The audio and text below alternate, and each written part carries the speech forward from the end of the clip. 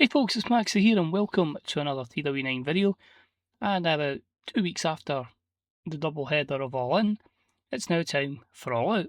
And as you can notice, I've absolutely bottled it and I'm going to go with just a one night show. But it's like quite stacked, 21 segments, and that should build up a lot to Wrestle Dream as well. So quite happy with how a few things have worked out. So obviously as soon as All In finishes, I've done my little brand split, my little adjustments to the roster. So basically, the women's are now split in two. They have Shimmer and Shine. The men's side, as always, 6 baby faces go from each brand to another, and then 6 heels the same way. So it does properly freshen up a wee bit. And then I'll do the same again in January. I like doing it every 6 months. Well, let's say every 6 months, every kind of reset, and then go for there. And Ring of Honor gets a lot more influx of talent from developmental. So yeah, in a good position. As always, I'll explain every storyline as we go along. We did suffer last year with our main event, only getting a 72 because Kenny Omega and Jay White didn't click, so that's a bit of a shame. But you can see there with the 99 in there with Zack Sabre Jr. and Bryan Danielson, and quite a few other good matches. The year before, with 97, that was headlined by Hangman defeating Brody King and Gabe Kidd in a triple threat match for the world title. And the first year, as we were just building up, straight in my 96. That was probably one of my first high show ratings, and we had Hangman retain the championship against Okada, and obviously helped with a very strong co-main event with Omega over Moxley. But many of these people go so many different paths in tonight's show, so without further ado, let's crack on, easy for me to say, with All Out 2028 from the Acrisure Stadium in the Tri-State region. Let's do it. So we've sold out the place 68,400. We have 20 segments for the show, but we've made it exactly how it's to be run. 85% matches, 15% angles. So spot on for 375 minutes. And we start off with a title change in our opening contest. So someone I've been very, very happy to push has been El Clone. I think what's made it really happy with the push as well is when I started the save, I don't even think he was signed, and obviously I learned about him through when he signed with AEW and his development there. So to really progress him into this overact has been great. So he's made the move over to Dynamite, and he challenges for the International Championship, and he's about to have superb wrestling and great heat. And with El Clone defeat Kaito Kiyomiya in 1844 with, cheating, but he wins the International Championship. I felt Kiyomiya had a fantastic run with it. We've truly elevated him in terms of overness. His in-ring stuff is always superb, and that's obviously reflected with a 93 performance. So we can use him in a variety of positions, and we can change it up. Because I feel like when we went from Kevin Knight to Kiyomiya, again with a babyface champion, it was kind of hampering on like upper mid-card heels, because they always had to obviously let the champion retain. So freshens up a wee bit. And a nice solid 86 to start the show.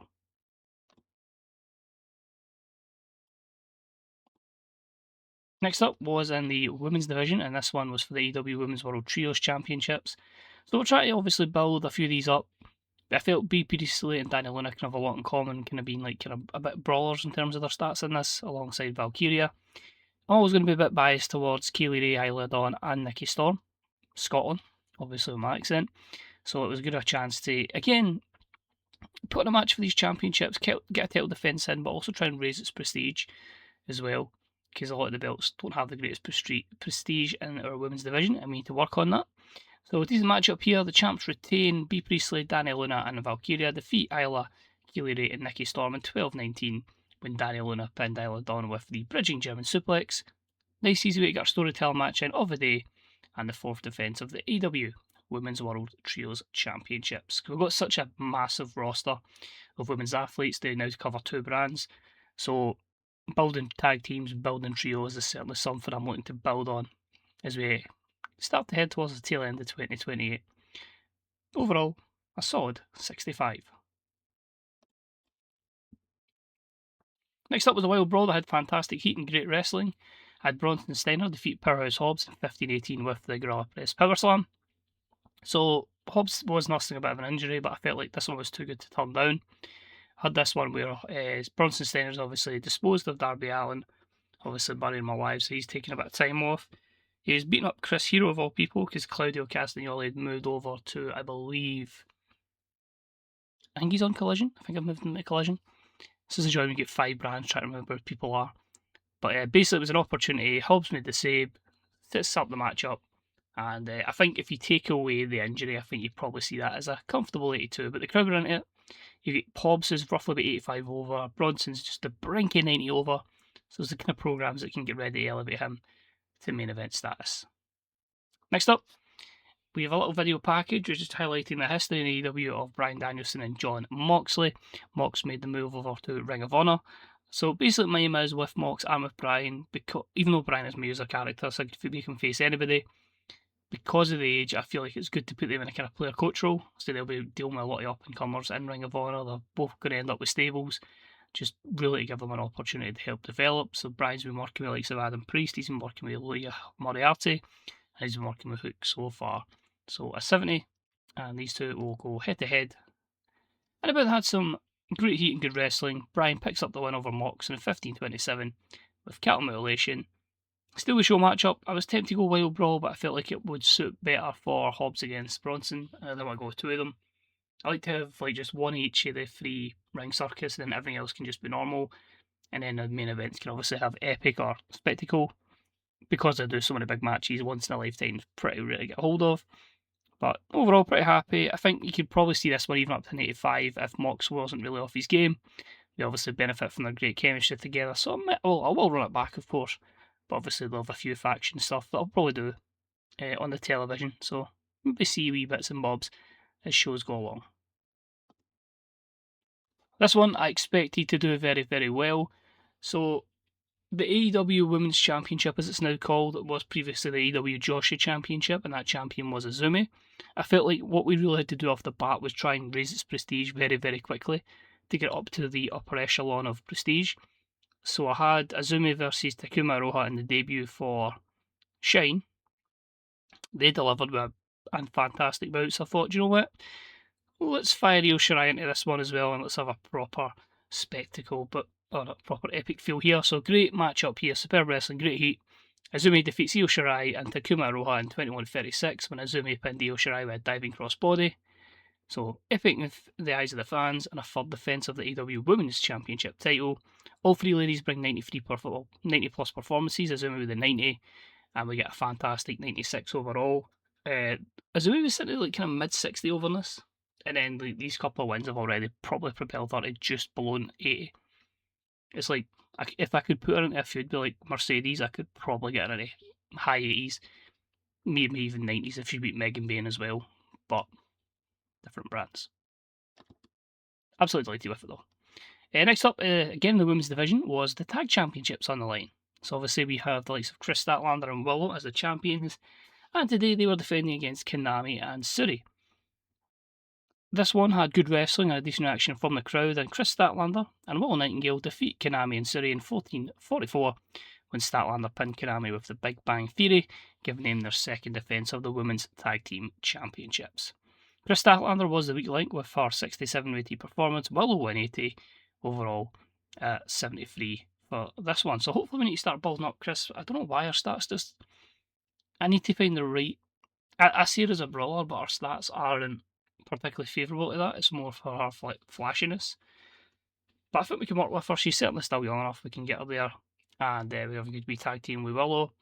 And Konami's someone we certainly need to build up over time. But yeah, probably a shame for these two. They've maybe been pop-capped a little bit, and that's how they haven't reached the upper echelons of the main event scene in the women's division. But still, both are AEW, or former AEW Women's World Champions. So this is, how can I describe this one? So I had a news item pop up and it said like Speed was back in the business, and I was like, alright, I do not like Speed, right? I just can't take to him at all. Then I saw his stats, and it was like anything technical was like 1, 2, 3, and I'm like, I'm gonna set myself a challenge to try and see how we can develop him. But at the same time, I'm gonna make it in a position where he tags along with Roman. So my idea behind this one, as stupid as it sounds, is obviously Roman is very much against this AEW model of match, etc, etc. So Roman's going to test that theory with Speed, and he's going to say, right, You do all the matches, we'll get you developed. Obviously, I can use this to properly increase his popularity by aligning him with Roman, and then Roman will obviously take over when it comes to like the elite matches. So basically, he's saying he's done a few things with speed. I think they beat. Oh, who did they pin? He pins. I have not pin everybody as well. He's already at 73 over, so it's not going to affect their overness. But he says, "Watch and learn, son. We're going to turn you into something special, but tonight it's a big match. Don't get excited. Don't get involved. I've got an 8-man tag at Roman's in. We'll see what speed does. But an 85, I say, I can't take to him. I just don't understand them at all. But hey, I've set myself a challenge. Let's see how it goes. Got to keep it fun."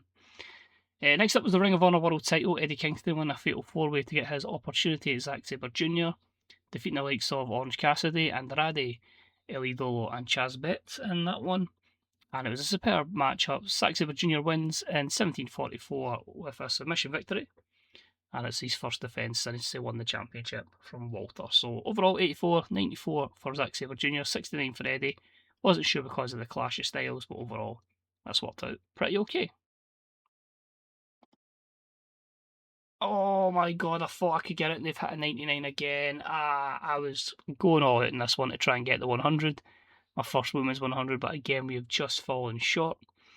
So this was the rematch between these two. They obviously had a match all in. Mercedes says she wants to show she is the best woman in this division, and she's going to beat Mayu Iwatani in a 2 out of 3 falls matchup. So About the had sensational wrestling and fantastic heat. Mercedes Moné defeats Mayu Iwatani in 27:32 by winning by 2 falls to 1. She won the first fall, and then she wins the final fall by submission with the bank statement. This was designed to be an engrossing, story-driven spectacle that was slowly built up through psychology and worked towards a dramatic conclusion. This was a spectacle. I went all out with it. I gave it the creative finish as well, which was successful. That was the risk I took. But 96 for both ladies, 96 wrestling, 86 crowd. They could have main evented, and this would have been an easy 100, but still class to see. Again, just where we got our women's division from to where it is now is just fantastic. Negatives, both ladies' physical condition. Fair enough. As I say, I probably make them work too much, but again, when you have the rosters as big as we have now, we have a chance to rotate a bit more, so some will get rested. And to be fair, Mayu's had a long time off of injury, but maybe again it's just more of her career physical condition rather than how she is right now under my tutelage. But 99, spectacular stuff. And then we go and do it again. Unbelievable. And this doesn't even get the Inspire. So if I had the Inspire talk before the show, we probably could look at some 100s. So basically, Okada was again looking for an opponent. I'm just trying to kind of tiptoe him away from having Ospreay as a matchup. So step forward the latest man over to Collision, which was the Bastard Pack. These two had never faced each other one-on-one in this save yet. They had, I think they were on the same team possibly, like in a tag match in like 2026, but like nothing anytime recently. And it was about that sensational wrestling, fantastic heat. Okada defeats Pac in 21:31 with the Rainmaker, and this was specifically designed to be an epic, because I think it really would have been. 97 for the wrestling, 90 for the crowd, and 99 for the segment. It's probably one of Pac's best performances in a while as well, with that 95. Oh, if I had enough more near certainty creative finishes, I think I'd have used that and would have got the 100, but good to know we've got these two as an option. We then get a 90 rated segment. It's an over the top entrance for the Elite, who are going to be in action next. That is going to be the team of Hangman Adam Page, Kenny Omega, and the Young Bucks. And they will be battling, I believe it's Roman, Cody Rhodes, Clark Connors, and Gabe Kidd. So the tag champs are in this one. So that was a 90 for that segment. And they deliver a pretty solid 86. So I'll take that one. It was about the had superb wrestling and great heat. The feud between Cody and Hangman continues. The feud between Roman and just anything AEW continues. And of course, Gabe Kidd and Clark Connors have a bit of an issue now with the Young Bucks as their tag team champions. But this one saw the babyfaces win. Hangman, Kenny Omega and the Bucks defeat Cody, Gabe Kidd and Roman and Clark Connors in 23:43 when Hangman pinned Clark Connors with a buckshot lariat thanks to a botched interference from iShowSpeed. I can't believe I've resorted to this one, but I feel like it makes sense in the story I'm trying to tell. So 86 for that one. Kenny win 83, Hangman 93. The worry is with Kenny is obviously physical decline, so he's probably going to be away for the world title picture. And we'll start to wind him down, but obviously, such a shame Such a great athlete. Obviously, we'll not be getting any 5-star matches anytime soon, but still, very good stuff. Basically, if anything's like that light blue cyan colour, I'm happy with it. Not happy with this one. Nah, still decent. So this one, we had the Ring of Honor Tag Team Championships go off of Axel Dieter Jr. and Pete Dunne because they went to Dynamite with Walter. Bandido and Brody King won them, but Bandido's on Dynamite after leaving Collision. Brody's now in Ring of Honor, so I kind of just wanted it as transitional champions, and so I could run this match up as well. So they battled FTR, who are in Ring of Honor now, and it's about to have great wrestling, good heat, and FTR defeat Bandido and Brody in 22:06 when Cash Wheeler pinned Brody with a shatter machine. So now they're the champions. So a transitional reign of like 2 weeks, but still, FTR can battle everybody they want on Ring of Honor. And I say, similar to Mox, similar to Danielson, can be a kind of player coach. So 83 overall. Cash is getting stale. I need to work on gimmicks because there's a lot getting stale now because I've just left it at times just to batter through shows. But overall, pretty happy with that one. We'll see what Brody King can do on Ring of Honor, and we'll see what Bandido can do in new surroundings on Dynamite. Next up in our women's division, which shows how spectacular it is at the top end of it, we had the winner, obviously, that 6-way ladder match, Starlight Kid, taking on Megan Bayne. And this one had superb wrestling and great heat. Megan Bayne defeats Starlight Kid in 21-21 by pinfall. It's her 6th defence of the world title. Also just noticed that was part of the women's group of the Survival of the Fittest, so, oh well, I've covered that one, accidentally. But 89 for the wrestling, 85 for the crowd, 88 overall, 84 for Megan, and a 93 for Starlight Kid. So yeah, the women's division is honestly in such a good place at this point, at the top level anyway. And then after the matchup, so Megan Bayne wins, out to the top of the ramp. Is this the next challenger? As Mercedes wants that belt back. She's motioning for the belt. And yeah, pretty much we are going to have it at Wrestle Dynasty, Megan Bayne, Mercedes Moné, Women's Championship. Should be spectacular. In 86 here.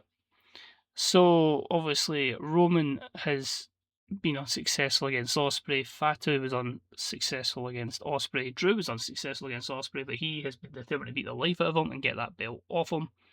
So it was an exceptional matchup that saw Ospreay defeat Drew Galloway in 24-21 with the Stormbreaker. I made this an epic feel, and it gave Ospreay his 5th title defence, so another spectacular one. Ospreay brought a 98. Sadly, though, Drew only a 75, so it didn't really click too well, despite not getting the negative penalty for it. Probably one of Wall's weakest defences, but still, he's just reigning over everybody that's coming towards him. Which step forward a new challenger, as after his celebration, he has been beaten down not just by a now turned heel Jay White, but Nick Wayne. Why is Nick Wayne alongside Jay White? Well, that one will get explained in due time, but an 86 for the segment. And after 18 segments now, Switchblade turns heel. I'm really either thinking of having a new stable, or there's not going to be a Bullet Club, well, in that guise, there's not going to be a Bang Bang Gang. I'm either going Bullet Club Elite, or I'm going the Switchblade Conspiracy with Jay White, and a second in charge, Nick Wayne. Let's go a proper different stable.